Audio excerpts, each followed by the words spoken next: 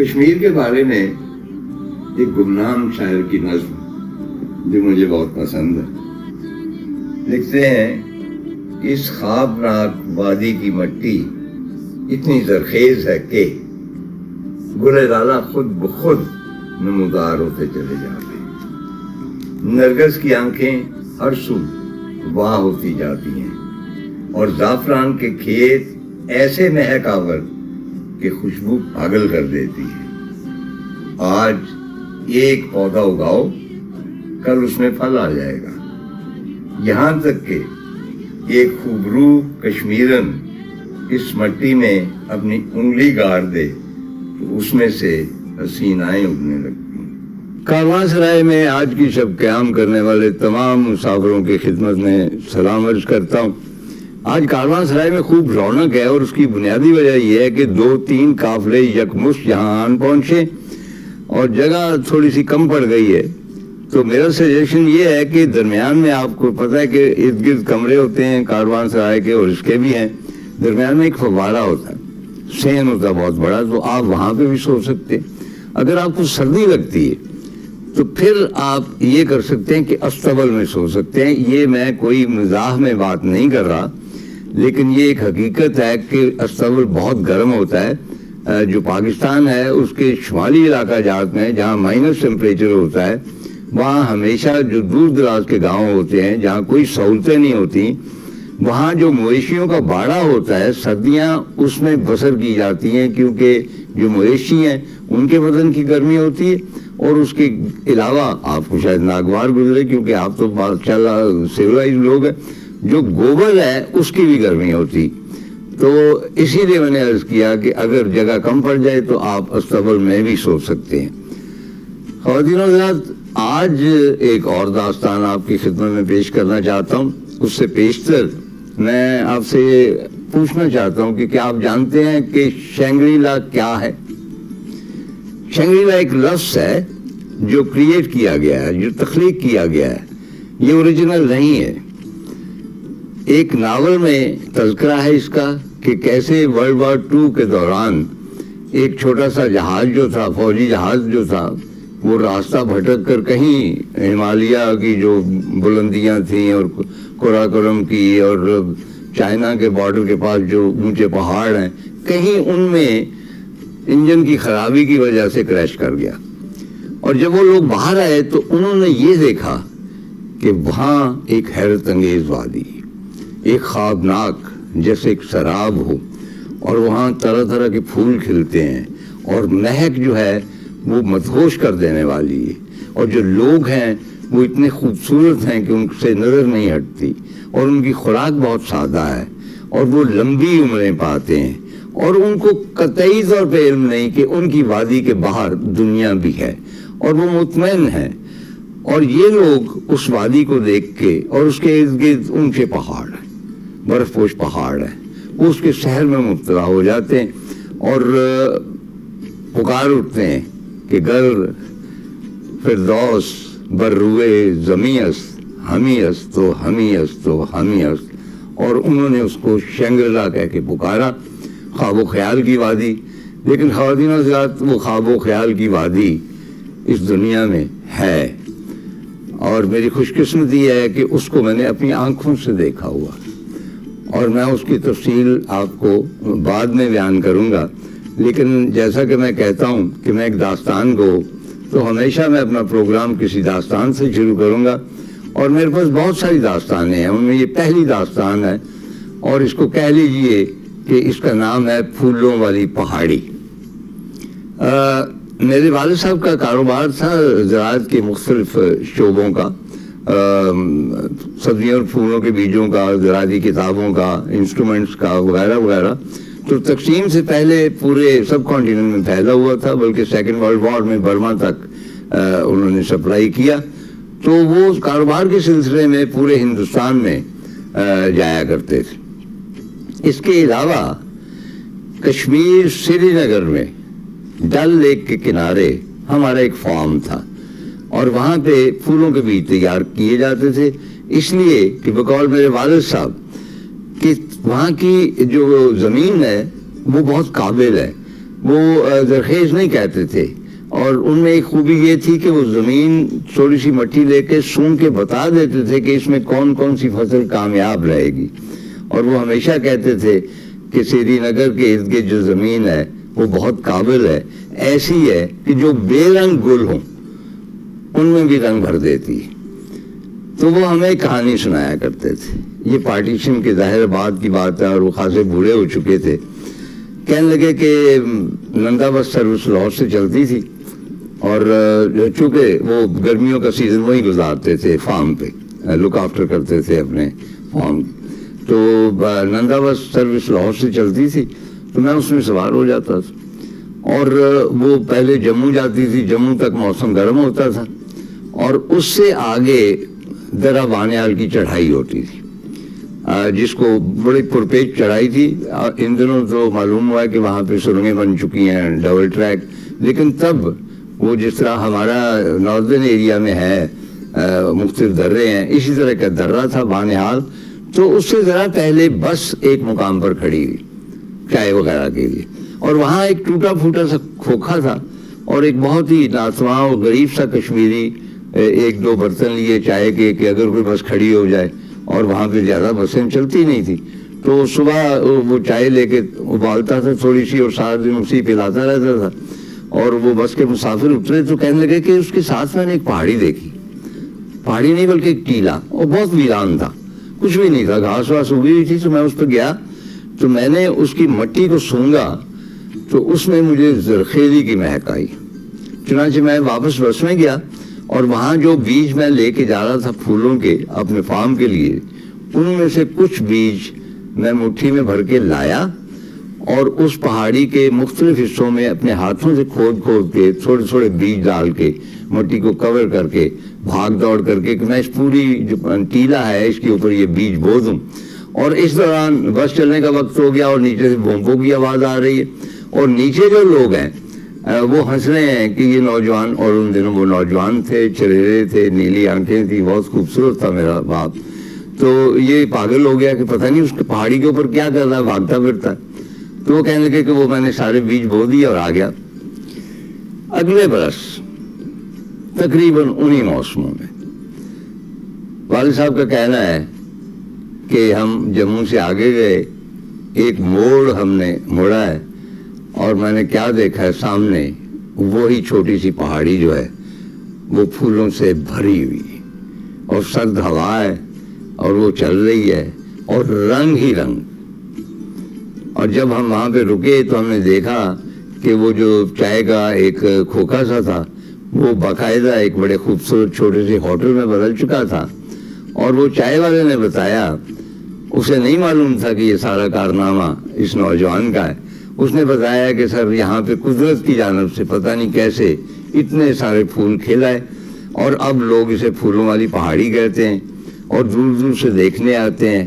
اور جب وہ دیکھنے آتے ہیں تو میرا چائے کا جو ہے کام یہ بھی چل نکلا ہے. اب ہم آگے آ جاتے ہیں، پارٹیشن ہو جاتی، ہمارا فارم بھی وہیں رہ جاتا ہے، پھولوں والی پہاڑی بھی وہیں رہ جاتی ہے. اور ہمیشہ والد صاحب پھولوں والی پہاڑی کو یاد کرتے تھے. 65 کی جب جنگ ہوئی ہے تو وہ بہت ایکسائٹڈ ہوئے، کیونکہ ہماری فوجیں کشمیر کی جانب سے آگے بڑھ رہی تھی، اور سارا دن اپنے سامنے ایک نقشہ رکھے اس علاقے کا، وہ صرف پینسل سے نشان لگاتے رہتے تھے کہ ہم کہاں تک پہنچ گئے. اور ان کے ایک دوست قیوم صاحب بھی تھے، اور وہ بھی سری نگر کے رہنے والے تھے، وہ ان کے ساتھ بیٹھ جاتے تھے. اور یہ دونوں دوست آپس میں اتنے ایکسائٹڈ ہوتے تھے، چھوٹے چھوٹے گاؤں کے نام لیتے تھے کہ دیکھیں ہم یہاں پہنچ گئے ہیں، دیکھیں ہم یہاں پہنچ گئے ہیں. اور پھر فائنلی انہوں نے کہا کہ بس 2-4 گھنٹے میں ہم اخنور پہنچنے والے ہیں، اور اخنور سے آگے سری نگر کی سڑک ہے، اور ہم کسی نہ کسی طرح جب پاکستان اخنور فتح کر لے گا تو ہم پہلے بندے ہوں گے جو اخنور کے راستے سری نگر جائیں گے. اور والد صاحب کے ذہن میں وہی پھولوں والی پہاڑی تھی. لیکن ایسا ہو نہ سکا. وہ جو کہتے ہیں نا کہ جو وننگ جنرل ہے اس کو فیلڈ میں سے کبھی چینج نہیں کرنا چاہیے. کوئی خاص مسائل تھے کہ اس کو چینج کر دیا گیا اور ہم اخنور نہ پہنچ سکے. تو والد صاحب بہت مایوس ہوئے، اور جب تک وہ زندہ رہے اس پہاڑی کو یاد کرتے رہے، اور میرا خیال ہے کہ ان کی آنکھوں میں آخری لمحوں میں بھی اس پہاڑی کے سارے رنگ بھرے ہوئے تھے. He was dreaming of that flower mountain کہہ لیجیے. خواتین حضرات، کبھی کبھی مجھے خیال آتا ہے، مجھے نہیں معلوم کہ وہ پہاڑی اب تک وہاں پہ موجود ہے یا نہیں. دنیا بدل چکی ہے، آلموسٹ 100 ایئرز ہو چکے ہوں گے اس بات کو. تو اگر وہ پہاڑی وہاں پہ موجود ہے اور میرے والد نے اسے آباد کیا تھا، تو اس لحاظ سے وہ میری وراثت ہوئی. میرا جی چاہتا ہے کہ میں اپنا کلیم داخل کروں کہ یہ میری ملکیت ہے. آپ مجھے مشورہ دیں کہ میں کیا کروں.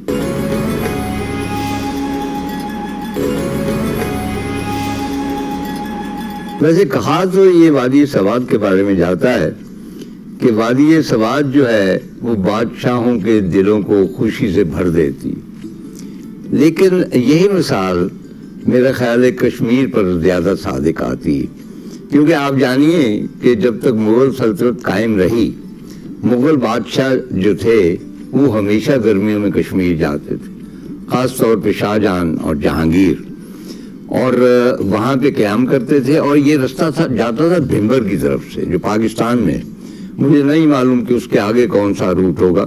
اونٹوں پر اور مطلب گھوڑوں پر سفر ہوتا تھا، اور وہاں پہ انہوں نے تعمیرات بھی کروائیں. مثلاً آپ کو حیرت ہوگی کہ لاہور کا شالیمار جو ہے وہ دراصل اوریجنل جو تعمیر کیا گیا تھا وہ ڈل لیک کے کنارے کیا گیا تھا، اور اس کے مختلف تختے اس لیے تھے کہ وہ ڈھلوان پر تھا. تو ایک تختہ تھا، اس کے بعد نیچے آتے آتے وہ ڈل لیک کے پانیوں تک آتا تھا. اسی کو کاپی کیا گیا لاہور میں، اور اسی لیے لاہور میں بھی انہوں نے کھود کر اسی پیٹرن پر 3 تختے بنائے ہیں. جب آپ نے دیکھا ہوگا کہ ایک تختہ ہے، اس کے بعد نیچے ہوتے ہیں، اس کے بعد اور نیچے ہوتے ہیں. چنانچہ کشمیر کا شالیمار اور لاہور کا شالیمار. اچھا، یہ الگ بات ہے کہ مجھے کم از کم لاہور کا شالیمار زیادہ خوبصورت لگا.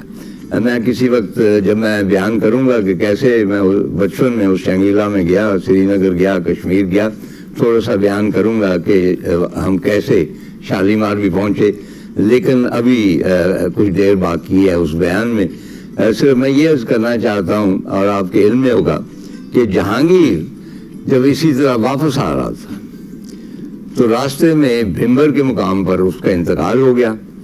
اب نور جہاں یہ چاہتی تھی، اور وہ ہمیشہ اس کے ساتھ رہتی تھی، کہ اس کی تدفین جو ہے لاہور میں ہو، کیونکہ لاہور کی وہ دیوانی تھی نور جہاں. اور شاید اسی نے کہا تھا نا کہ پوری جان دے دوں اور اس کے بدلے میں لاہور حاصل کر لوں، تب بھی سودا مہنگا نہیں ہے.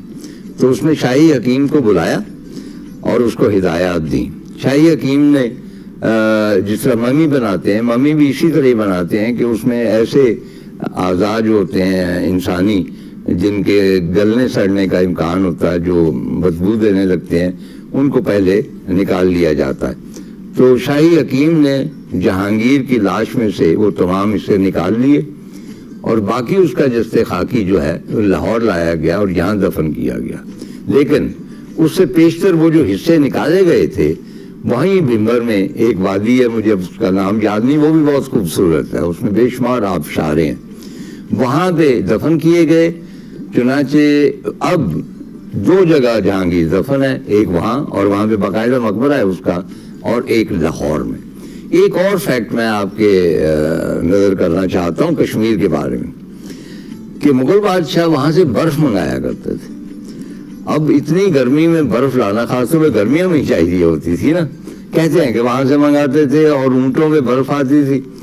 تو میرا خیال ہے کہ 100 اونٹ چلتے ہوں گے تو باقی 2 پہنچتے ہوں گے یہاں پہ دلی تک، تو صرف اس لیے کہ مشروبات جو ہیں وہ ٹھنڈی کر کے پی جائیں. اور اس کے بعد جب انگریز آئے تو انہوں نے ایک اور طریقہ ایجاد کیا، اور جس میں وہ زمین کھود کر وہاں بھوسا ڈال کے بوریوں وغیرہ میں برف کے بلاک، اور وہ بھی پہاڑوں سے ہی آتے تھے، ان کو دفن کر دیا جاتا تھا اور گرمیوں میں نکالا جاتا تھا. اور صرف صاحب لوگوں کی مطلب اسکاچ کے لیے وہ ہوتا تھا ڈلیاں ڈالنے کے لیے. اور اسی لیے یہ جو چوک برف خانہ ہے لاہور کا، 2 برف خانے، یہ 3 تھے. ایک یہ چوک برف خانے میں تھا، ایک سینٹرل ماڈل کے پاس کہیں تھا. تو وہاں تو تہ خانے تھے، یہاں سے برف لائی جاتی تھی. لیکن اس سے پیشتر اونٹوں پر برف لائی جاتی تھی کشمیر سے. خواتین حضرات، کشمیر پر خوراک کے حوالے سے، کلچر کے حوالے سے، خوبصورتی کے حوالے سے، شاعری کے حوالے سے، ڈسکرپشن کے حوالے سے ایران کا بہت زیادہ اثر ہے. اس لیے اسے ایران صغیر بھی کہا جاتا ہے. جیسے بلتستان کو تبت خرد کہتے ہیں، اسی طرح سمجھ لیجئے کہ کشمیر بھی ایران خرد تھا. چنانچہ ایک فارسی شاعر نے کشمیر کے حوالے سے ایک چھوٹی سی نظم لکھی ہے، جس کا میں ترجمہ پیش کر رہا ہوں کہ اس خوابناک وادی کی مٹی اتنی زرخیز ہے کہ گل لالا خود بخود نمودار ہو جاتے ہیں. نرگس کی آنکھیں ہر سو واہ ہو جاتی ہیں اور زعفران کے کھیت ایسے مہکاور کہ خوشبو پاگل کر دیتی ہے. آج ایک پودا لگاؤ تو کل وہ پھل دینے لگتا ہے. یہاں تک کہ خوبرو کشمیری لڑکی اس مٹی میں اپنی انگلی گاڑ دے تو اس میں سے حسینائیں اگنی شروع ہو جاتی ہیں. یہ ایسی زرخیز مٹی ہے. خواتین حضرات، یہ جو حسن ہے کشمیر کا، یہ کلاسک انگ رکھتا ہے.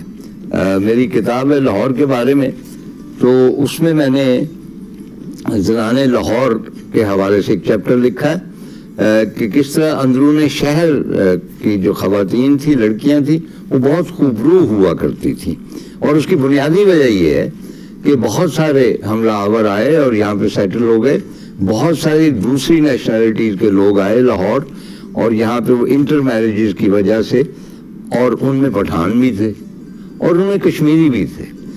سو کہ شاہ حسین نے بھی ایک کشمیری عورت کے حسن کا تذکرہ کیا ہے، اور وارث شاہ نے بھی جب ہیر کا سراپا بیان کیا ہے تو اس میں بھی کشمیر کا تذکرہ ہے. خواتین حضرات، میں نے دنیا بھر کا جتنا بھی ادب پڑھا ہے اور بہت کم پڑھا ہے، اگر اس کو میں مد نظر رکھوں تو کہیں بھی کسی بھی لٹریچر میں کسی عورت کا جو سراپا ہے اس طرح بیان نہیں کیا گیا جس طرح وارث شاہ نے ہیر کا سراپا ہیر وارث شاہ میں بیان کیا ہے.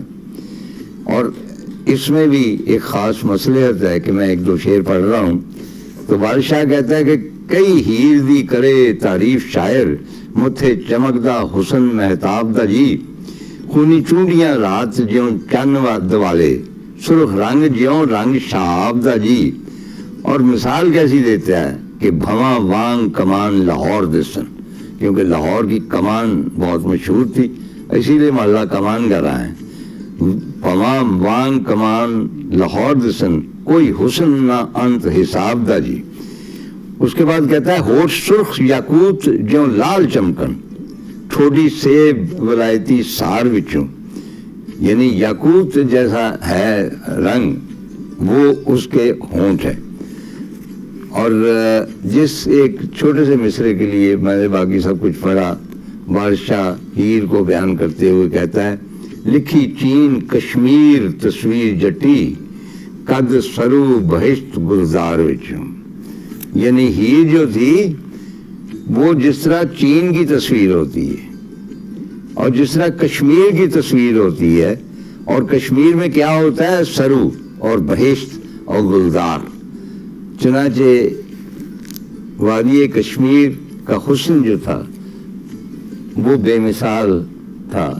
اس کی مثالیں دی جاتی تھی لٹریچر میں، اور وارث شاہ نے بھی اپنی ہیر کو کشمیر کی تصویر قرار دیا. ڈوگروں کے راج میں کشمیریوں پر ظلم بھی ہوئے، بہت زیادہ ہوئے، لیکن اس سے زیادہ جو ان کی حالت تھی دگرگوں تھی، جو غربت تھی ایکسٹریم پر تھی. اور اس غربت کی وجہ سے چند کھانے جو بعد میں کلاسک ہو گئے وہ بھی ایجاد کیے گئے. مثلا شبدیگ جو ہے، اس میں ہمیشہ بڑے شلگم پڑتے ہیں جو جانور کھاتے ہیں، بڑا گوشت پڑتا ہے، اس لیے کہ یہ سستی چیزیں تھیں کہ دیسی شلگم بڑے بڑے جو جانوروں کو کھلائے جاتے ہیں وہ لائے گئے، اور بڑا گوشت جو تھا، ہڈیاں وغیرہ جو وہ سستا مل جاتا تھا، اور ان کو چڑھا دیا اور پوری رات ان کو تیار کیا. بیسیکلی یہ غربت کی نشانی تھی جو بعد میں کلاسک کشمیری کوزین میں شمار ہوئی. چنانچہ جب گرمیوں کا موسم آتا تھا تو کشمیری وہاں سے کشمیر سے چلتے تھے رزق روزگار کے لیے، اور درہ بانہال جس کا میں تذکرہ کر چکا ہوں اس کو کراس کرتے تھے، اور وہاں اوپر برفیں بھی ہوتی تھی اور بے شمار کشمیری ہلاک ہو جاتے تھے، اور بہت سارے جو ہے ڈوگرا فوجی ان کو گولیاں مار دیتے تھے، کیونکہ یہ حکم تھا کہ کشمیریوں کو کشمیر سے باہر نہ جانے دیا جائے. اور جب وہ پنجاب کے میدانوں میں اترتے تھے ان کو ہاتھوں کہا جاتا، اور یہ ہاتھوں مجھے اب تک تھوڑا بہت یاد ہے کہ ان کی مخروطی ٹوپیاں ہوتی تھیں اور لمبے انہوں نے چوگے پہنے ہوئے تھے، اور جو چپلیاں ہوتی تھیں وہ چمڑے کی نہیں ہوتی تھیں، وہ بان مونج کی جس کے ساتھ آپ چارپائیاں بناتے ہیں وہ ہوتی تھی، اور وہ پھر محنت مزدوری کرتے تھے. اور زیادہ تر کہاں اترتے تھے؟ امرتسر میں اور لاہور میں. لاہور میں ہمارا کاروبار سبزی منڈی جو پرانی ہوا کرتی تھی اس کے سامنے تھا، اور وہاں پہ بھی ہم دیکھتے تھے کہ ہاتھوں جو ہے، اور بہت مسکین ہوتے تھے کیونکہ انہیں عادت نہیں تھی بات کرنے کی، ان کو ہمیشہ حکم بجا لانے کا ان کو اتنا مطیع کر دیا گیا تھا.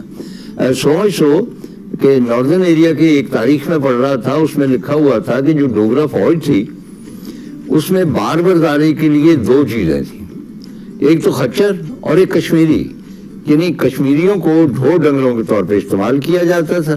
اور اس کے ساتھ انسٹرکشن یہ تھی کہ اگر یہ بیمار ہو جائے، خچر بیمار ہو جائے تو اس کا علاج کیا جاتا تھا، کشمیری اگر بیمار ہو جائے تو اس کو اس میں دریائے سندھ میں دھکیل دیا جاتا تھا. یعنی یہ وقت تھی ان کی.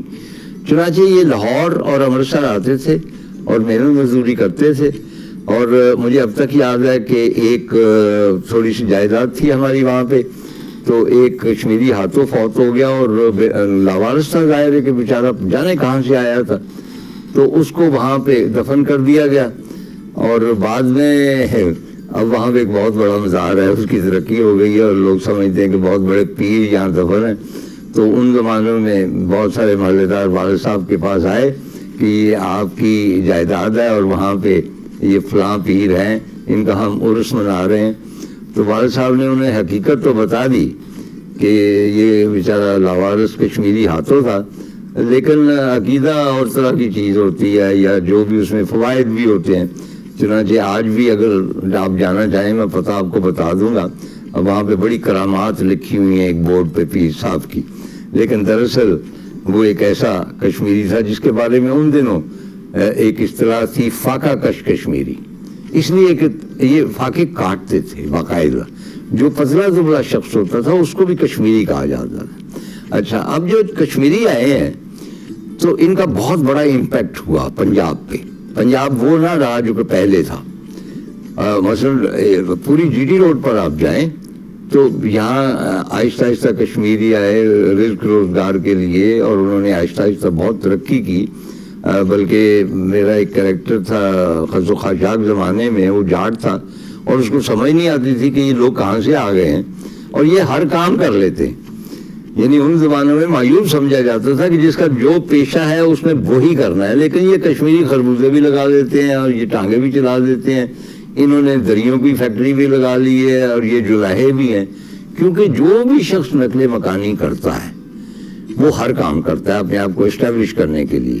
اس کی مثال پاکستانیوں کو لے لیجئے کہ امریکہ جاتے ہیں، یورپ جاتے ہیں، ایسے ایسے کام کرتے ہیں کہ جو یہاں پہ وہ امیجن نہیں کر سکتے.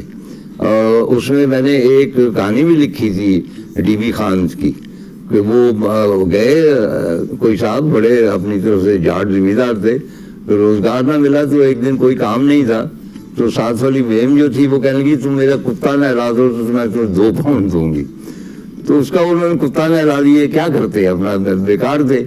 تو وہ آہستہ آہستہ خبر پہنچی کہ جی خان صاحب ہے کوئی کتا بڑا اچھا نہلاتے ہیں.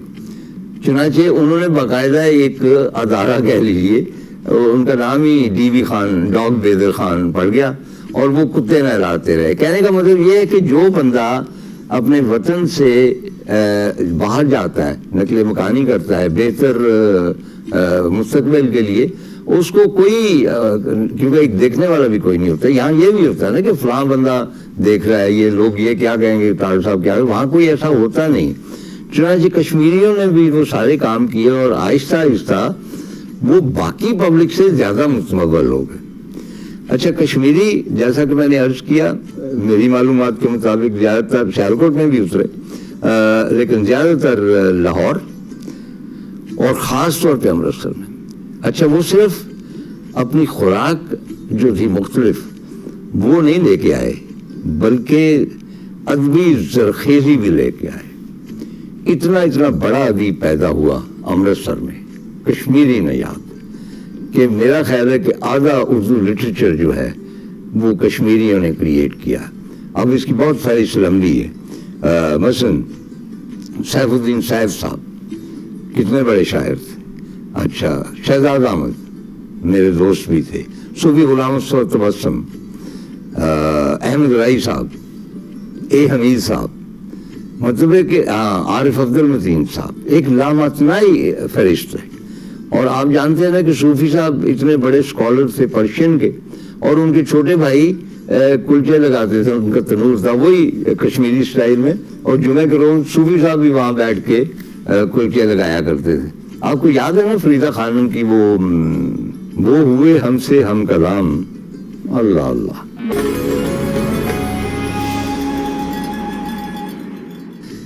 اچھا اے حمید صاحب ہمارے بہت ہی فیوریٹ. برف گرتی ہے, ڈربے ان کا بڑا باکمال ناول ہے جس کا بہت زیادہ چرچا نہیں ہوا, لیکن ان کی رومانٹسزم کا بالکل ایک علیحدہ نیچر کو بیان کرنے کا جو تھا کریٹو ادب انہوں نے تخلیق کیا.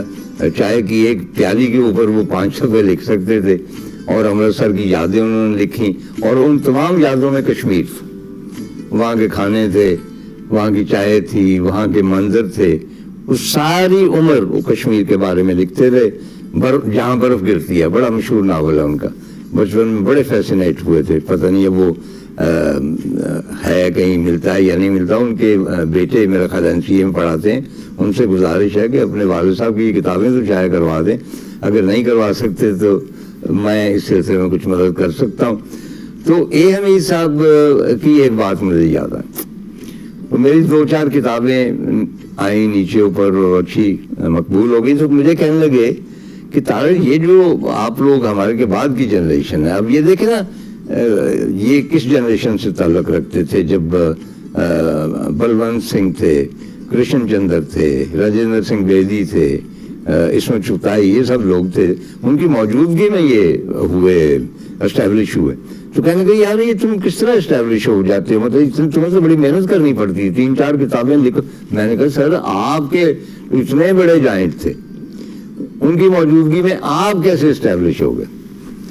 کہنے لگے بات یہ ہے کہ ان دنوں اگر آپ ایک اچھی کہانی لکھتے تھے نا تو اس کی قدر ہوتی تھی. اب آپ کتابوں پہ کتابیں لکھتے جاتے ہیں, ان کی اس طرح قدر نہیں ہوتی. تو انہوں نے ایک مثال دی تھی. ویسے تو جو تھا ادب لطیف, ان کی کہانی منزل اس میں شائع ہوئی تھی, لیکن حوالہ انہوں نے دیا ادبی دنیا کا, صلاح الدین احمد کا. اور صلاح الدین احمد کی بڑی بڑی مونچھیں تھی, اور لکشمی مینشن میں جو ہم رہتے تھے وہاں پہ انصاری ہوٹل میں چائے پیتے تھے, تو ہم یہ سمجھتے تھے کہ یہ گروشو مارکس ہے, وہ ایک بہت بڑا ایکٹر ہوتا تھا. بہر طور وہ کہتے تھے کہ ادبی دنیا کو ہمیں کہانی لکھ کے بھیجتے تھے, اور مولانا صلاح الدین کا معیار ایسا تھا کہ وہ پھاڑ کے پھینک دیتے تھے, اچھی نہیں لگتی. ہم پھر 2-4 ماہ کے بعد ایک اور کہانی لکھ کے بھیج دیتے تھے, وہ پھر پھاڑ دیتے تھے. اس کے 1-2 سال مشقت کرنے کے بعد, اور ہم ہمت نہیں ہارتے تھے, ایک کہانی ان کو پسند آ جاتی تھی اور وہ اپنے نوٹ کے ساتھ اس کو شائع کر دیتے تھے. اگر صلاح الدین احمد صاحب نے ادبی دنیا میں اپنے نوٹ کے ساتھ آپ کی کہانی شائع کر دی, یہ اے حمید صاحب کا کہنا ہے, تو سمجھ لیجئے کہ راج کماری سے لے کے کشمیر تک A Hameed as a short story writer establish ہو چکا. یہ اے حمید صاحب بتایا کرتے تھے. اور ایک اور نام, بہت ہی اہم نام, میرے بزرگ بھی میرے دوست بھی, تقریباً میرے پڑوسی بابا ظہیر کاشمیری, کمال کے بندے تھے, بیڈن روڈ پہ رہتے تھے, اور آل اولاد نہیں تھی, بہت پروگریسو آدمی تھے. اور اس زمانے کے پروگریسو آدمی فاقہ کشی کرتے تھے, آج کی طرح بہت متمول نہیں ہوتے تھے. چنانچہ سر شام وہ پان کھاتے ہوئے 3 پیس سوٹ پہنے ہوئے سنہری داڑھی، اور منیر نیازی تو باز نہیں آتے تھے، ہمیشہ کہتے یہ سنہری بچھو ہے، خیر یہ تو بزرگوں کا آپس کا معاملہ۔ تو بہت بڑے شاعر، نیرہ نور کا نام آتا ہی اور کیا ذہن میں آتا ہے؟ یہی کہ کبھی ہم خوبصورت تھے۔ اور اس کو کس نے لکھا؟ احمد شمیم نے۔ سری نگر کے رہنے والے تھے، ساری عمر اپنی والدہ کے لیے ترستے رہے کیونکہ وہ وہاں رہ گئیں، وہ یہاں راولپنڈی کی جانب آ گئے، اور انہوں نے ایک نظم لکھی تھی، یہی کبھی ہم خوبصورت تھے، اور بہت کم لوگ جانتے ہیں کہ یہ اپنی والدہ کی یاد میں لکھی تھی۔ اس کے 1-2 شعر میں آپ کی خدمت پیش کرتا ہوں۔ آپ کو یاد ہوگا کہ پرندوں کے پروں پر نظم لکھ کر دور کی جھیلوں میں بسنے والے لوگوں کو سناتے تھے، اس لیے کہ وہ دور سے ان سے پرندوں کے پروں پر لکھ کر نظمیں بھیجتے تھے۔ اور جھیلیں کون سی تھیں؟ جھیل ڈال۔ اور اس کے بعد کہتے تھے کہ امی تتلیوں کے پر بہت ہی خوبصورت ہیں، ہمیں ماتھے پہ بوسہ دو کہ ہم کو تتلیوں کے جگنوں کے دیش جانا ہے، انہوں نے اپنے خوابوں کے پیچھے جانا ہے، ہمیں ماتھے پہ بوسہ دو۔ 2 سال قبل ان کی بیگم صاحبہ نے ان کا مجموعہ کلام اسی نام سے شائع کیا، مجھے بھی روانہ کیا، ان سے بھی بہت لمبی چوڑی بات ہوئی۔ انفارچونیٹلی وہ مجموعہ میرے پاس موجود نہیں ہے، لیکن جب تک نیرہ کی یاد ہے احمد شمیم کی یاد بھی رہے گی، دونوں لازوال ہیں۔ نیرہ کے ساتھ جیسا کہ میں عرض کر چکا ہوں 2 سال پہلے ملاقات ہوئی تھی، کراچی لٹریری جو فیسٹیول ہوا اس میں میرا سیشن تھا، اور خاص طور پہ اس کو اٹینڈ کرنے کے لیے آئی، مجھے نہیں پتا تھا وہ آڈینس میں بیٹھی تھی، تو میں بیک سٹیج پہ گیا کیونکہ آگے اگر باہر سے جاتے تو وہاں ذرا مسئلہ ہو جاتا، کراؤڈ بہت ہوتا، تو میرا انتظار کر رہی تھی۔ And she was totally different Naira Noor, جس کو میں کبھی اگر کہیں ملا تھا تو اس سے مختلف، ایک بہت صوفی منش اور ایک عجیب ٹھہراؤ اس میں تھا، اور جس طرح وہ مجھ سے ملی اور جس طرح وہ روئی، اور میں نے اسے بتایا کہ تم جو نعت تم نے گائی ہے آیا ہے بلاوا، اس نے میری بڑی مدد کی روضہ رسول پہ، تو میں نے کہا تمہیں ہو کیا گیا ہے، کیوں نہیں گا رہی؟ ویسے ہی یوزول سوال کہنے کی کہ جس طرح بہاؤ میں پانی خشک ہو گئے تھے آپ کے ناول میں، اس طرح میرے پانی بھی خشک ہو گئے، اور میں کسی اور خیال میں چلی گئی ہوں کہ ہم کیوں ہیں یہاں پہ، اور ہم اللہ تعالیٰ کے کیسے قریب ہو سکتے ہیں، وہ کون سے طریقے ہیں کہ ہم اس کے عزیز ہو سکتے ہیں۔ تو یہ سب کچھ میرے لیے بے معنی ہو گیا۔ یہ میری ان کی آخری ملاقات تھی، کبھی ہم خوبصورت